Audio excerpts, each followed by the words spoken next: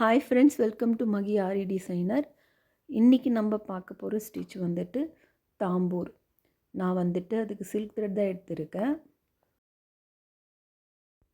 தாம்பூர் ஸ்டிச்சுன்றது நம்ம ஃபுல்லாக செயினை வச்சு ஃபில் பண்ணுறது தான், சரிங்களா?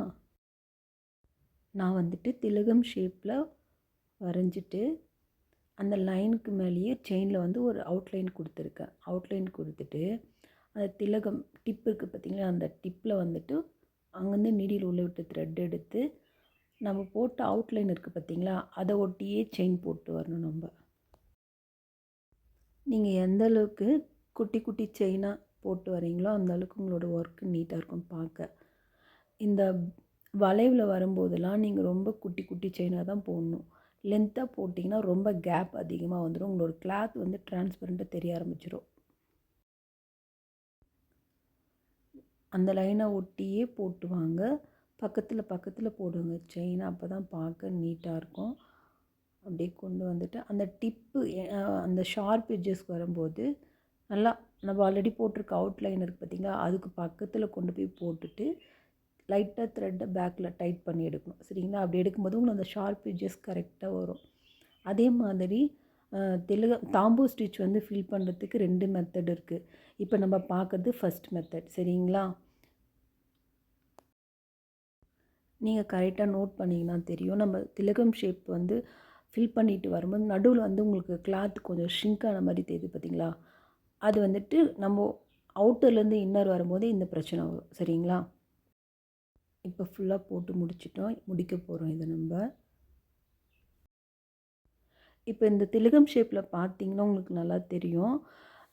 2 செயினுக்கு நடுவில் வந்து கேப் தெரியுது பார்த்தீங்களா? இது வந்து நம்ம கிளாத்து ஃப்ரேம்லேருந்து எடுக்கும்போது இந்த கேப் வந்து தெரியாது, சரிங்களா? ஃப்ரேமில் இருக்கும்போது தெரியும், எடுத்ததுக்கப்புறம் பெருசாக தெரியாது. நாட் போடும்போது பொறுமையாக போட்டு எடுங்க. வேகமாக போட்டு எடுத்திங்கன்னா டக்குன்னு எல்லாமே பிரிஞ்சு வந்துடும். இந்த தாம்பூர் ஸ்டிச்சு மட்டுமே வச்சு கூட நம்ம ஒரு ப்ளவுஸ்க்கு ஃபுல்லாக ஒர்க் பண்ணலாம், சரிங்களா? இந்த மாதிரி போட்டுட்டு நம்ம அவுட்டரில் ஜரி த்ரெட்டு வச்சு ஒரு அவுட்லைன் கொடுத்தோம்னா அதோட லுக் இன்னும் நல்லாயிருக்கும் பார்க்க, சரிங்களா? இப்போ வந்துட்டு நம்ம தாம்பூர் ஸ்டிச்சில் செகண்ட் மெத்தட் பார்க்குறோம், சரிங்களா? இங்கே வந்து நான் திலகம் ஷேப் வரைஞ்சி வச்சுருக்கேன். நடுவில் வந்து ஒரு லைன் போட்டிருக்கேன், சரிங்களா? அது திலகம் ஷேப்போடு சென்ட்ரு பாயிண்டில் கரெக்டாக போடணும். அப்படி போடும்போது தான் நீங்கள் முடித்து அந்த ஸ்டிச்சு ஃபில் பண்ணி கொண்டு வரும்போது உங்களுக்கு கரெக்டான ஷேப் கிடைக்கும். சென்டரை வந்து மாற்றி போட்டிங்கன்னா உங்களுக்கு ஷேப் மாறிடும், சரிங்களா? அவுட்டர்லேருந்து இன்னர் லைன் வர்றதுக்கும் இன்னர்லேருந்து அவுட்டர் லைன் போகிறதுக்கும் உங்களுக்கே வித்தியாசம் இமேஜில் பார்க்குறப்ப தெரியும். நான் ஆல்ரெடி ஃபஸ்ட்டு ஒரு திலகம் போட்டிருக்கேன், தெரியுதுங்களா? இமேஜில் வீடியோவில் ஃபஸ்ட்டு தெரியுது பார்த்தீங்களா? அதை நான் ரெக்கார்ட் பண்ண மறந்துட்டேன், அதனால இங்கே மறுபடியும் போட்டு காட்டுறேன் பாருங்கள். ஆனால் இந்த இமேஜ்லேயும் உங்களுக்கு வித்தியாசம் தெரியும். நம்ம வந்துட்டு அவுட்டர் லைன்லேருந்து இன்னர் லைன் வந்து கேப்பும் இன்னர்லேருந்து அவுட்டர் போனதோட ஃபினிஷிங்கும் பார்த்தா உங்களுக்கு நல்லாவே தெரியும். இதுலேயும் அதே மாதிரி தான் குட்டி குட்டியாக செயின் போட்டு வரணும். நீங்கள் திலகம் ஷேப் அந்த ஷார்ப் எட்ஜஸ் சைடு வரும்போது நீங்கள் அப்படியே யூ ஷேப் கொண்டு போகாதீங்க. ஷார்ப்பாக இருக்கிற மாதிரி ஒரு 2 செயின் எக்ஸ்ட்ரா போட்டு த்ரெட்டை பேக்கில் புல் பண்ணி எடுத்துகிட்டு வாங்க. அப்படி வரும்போது தான் உங்களுக்கு இந்த திலகம் ஷேப் கரெக்டாக வரும். இந்த வீடியோவை கரெக்டாக நோட் பண்ணி பாருங்கள், உங்களுக்கு இந்த ஷேப் வந்து ஈஸியாக வந்துடும், சரிங்களா? பக்கத்துலேயே நெருக்கமாக போட்டுட்டு அந்த டிப்பு வரும்போது நீங்கள் அதை வந்து யூ ஷேப் கொண்டு போகக்கூடாது. அந்த ஷார்ப் எட்ஜஸ் பார்த்த மாதிரி 2-3 செயின் எக்ஸ்ட்ரா போட்டு பேக்கில் த்ரெட்டை புல் பண்ணி எடுத்திங்கன்னா உங்களுக்கு அந்த திலகத்தோட ஷார்ப் எட்ஜஸ் இங்கேயே கிடைக்க ஆரம்பிச்சிடும். அப்போ ஃபினிஷிங் வந்துட்டு நீட்டாக இருக்கும், சரிங்களா?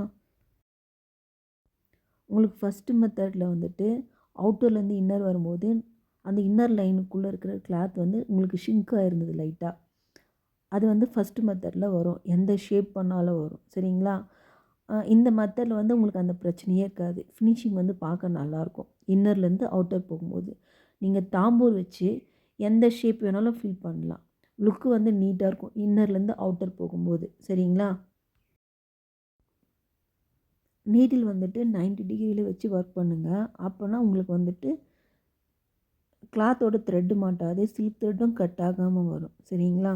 இப்போ பாருங்கள், நீங்கள் திலகம் ஷேப் இப்போ பார்க்கும்போதே உங்களுக்கு தெரியும் அந்த ஷேப் வந்திருக்குன்னுட்டு, சரிங்களா?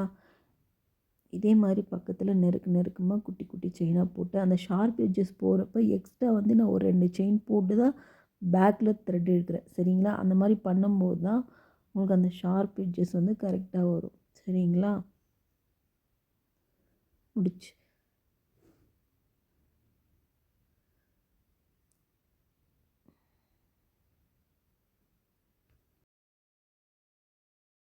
உங்களுக்கு வந்துட்டு இன்னும் செயின் ப்ராக்டிஸ் பண்ண வரலன்னா, நீங்கள் ஜரியிலே வந்துட்டு முதல்ல செயின் வந்து நல்லா ப்ராக்டிஸ் பண்ணுங்க. சரிங்களா? செயின் வந்துட்டு நீங்கள் ஜரியில் ரொம்ப பெரிய செயினாக போட்டாலும் பரவாயில்ல. உங்களுக்கு வந்து அந்த ஃபிங்கர் மூமெண்ட் மட்டும் ஃபஸ்ட்டு பாருங்கள் வரணும். சரிங்களா? நீங்கள் வீடியோவில் வந்துட்டு நல்லா நோட் பண்ணி பாருங்கள். அந்த நீடில் வந்து அந்த ஃபிங்கருக்குள்ளே மட்டும்தான் வச்சு ஃப்ரண்ட் அண்ட் பேக்காக ட்விஸ்ட் பண்ணணும். சரிங்களா? நீங்கள் வந்து ஸ்டார்டிங்கில் ப்ராக்டிஸ் பண்ணும்போதே இந்த மாதிரி ப்ராக்டிஸ் பண்ண ஆரம்பிச்சிடுங்க. சரிங்களா? அப்போனா உங்களுக்கு நல்ல ஸ்பீடும் வந்துடும். உங்களோட ஒர்க்கும் நீட்டாக இருக்கும் பார்க்க. இப்போ உங்களுக்கு பார்க்குறப்ப நல்லா தெரியும். ஃபஸ்ட்டு மெத்தடில் போட்ட தாம்பூ ஸ்டிச்சுக்கும் செகண்ட் மெத்தடில் போட்ட தாம்பூ ஸ்டிச்சுக்கும் எவ்வளோ நீட் ஃபினிஷிங் இருக்குன்னுட்டு. நீங்கள் வந்துட்டு உங்களுக்கு எது ஈஸியாக இருக்கோ அதையே ப்ராக்டிஸ் பண்ணிக்கிங்க. ஆனால் நீங்கள் மெத்தட் 2 ட்ரை பண்ணிங்கன்னா உங்களோட ஃபினிஷிங் நல்லாயிருக்கும். சரிங்களா? வீடியோ வந்துட்டு ஃபுல்லாக பாருங்கள், ஸ்கிப் பண்ணி பார்க்காதீங்க. ஃபுல்லாக பார்த்தா தான் நான் என்ன சொல்லித்தரேன்னு உங்களுக்கு புரியும். சரிங்களா? மறக்காமல் வீடியோஸ் பார்க்குறவங்க லைக் பண்ணி பாருங்கள். லைக் பண்ணி சப்ஸ்கிரைப் பண்ணி சப்போர்ட் பண்ணுங்கள். அப்போ தான் நான் அடுத்தடுத்து போடுற வீடியோ வந்து நீங்கள் கண்டினியூவாக பார்த்து கற்றுக்க முடியும். சரிங்களா? இது கம்ப்ளீட்லி ஃப்ரீ ஆரி கிளாஸ். சரிங்களா? தேங்க்யூ ஃபார் வாட்சிங்.